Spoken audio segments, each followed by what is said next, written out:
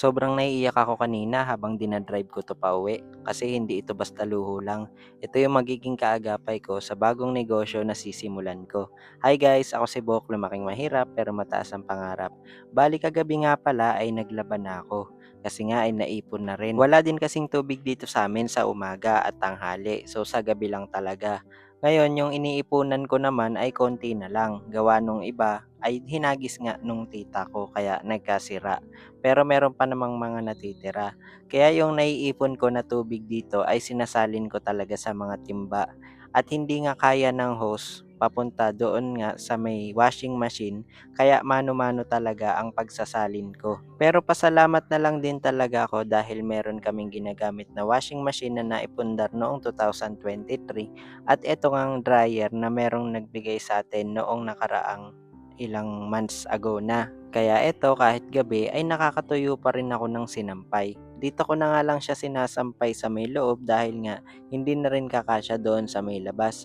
Ang pinagsasampayan ko nga pala ay yung dating tent na ginamit ko noong kasalukuyang nagtitinda ako ng mga burger, fishball, french fries. Kaya lang sa kasagsagan ng mga ilang dumaang bagyo ay nasira ng tuluyan yung tent, kaya ginawa ko na lang sampayan yung bakal niya. Dahan-dahan lang din naman yung pagkilos ko dito sa gawaing bahay para naman hindi masyadong nakakapagod. Kagaya nga ngayong araw na nagbo-voice over ako ay natuyo na nga lahat yung mga sinampay ko at ready na siyang tupiin.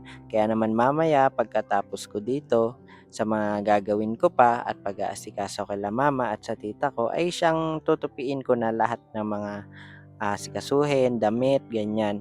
At eto nga natapos ako kagabi maglaba mga 1:40 na ng madaling araw at isasunod ko naman etong nasa mga kusina. Kailangan ko na nga rin kasi itong mahugasan dahil pahirapan nga kapag umaga walang tubig at sumasahod pa ako doon sa may banyo. Meron naman kaso konti-konti lang. Tapos kaninang umaga pagising ko, inilipat ko yung mga ibang sinampay doon sa lugar na maaarawan na siya. Medyo mahamog din kasi kagabi kaya hindi ko siya doon nilagay. Tapos eto yung tita ko, antok na antok na. Ewan ko ba bakit ganyan siya. Pati si mama ay hindi rin gaanong nakakatulog sa gabi. Hanggang sa dumating na itong nag-CI sa amin dahil nga nag-apply ako para sa motor loan. Yes po, motor loan po siya.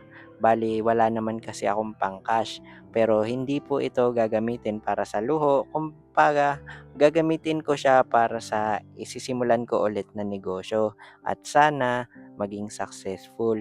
Hindi man maging malakas ang benta, ang importante ay tatagal na siya. Sa mga hindi po kasi nakakaalam, ay gagawa po ako ng pizza. More on delivery nga po kasi yung gagawin ko, pero syempre gagamitin ko pa rin po yung cart na bigay sa atin at ilalabas ko kapag open ako. At maraming salamat nga po pala sa MMPI Giginto, Bulacan. Sobrang dali lang po sa kanila mag-apply, kaya naman sinamahan ako dito ni Tol Santino at maraming salamat talaga Tol. O paano, hanggang dito na lang. Salamat po.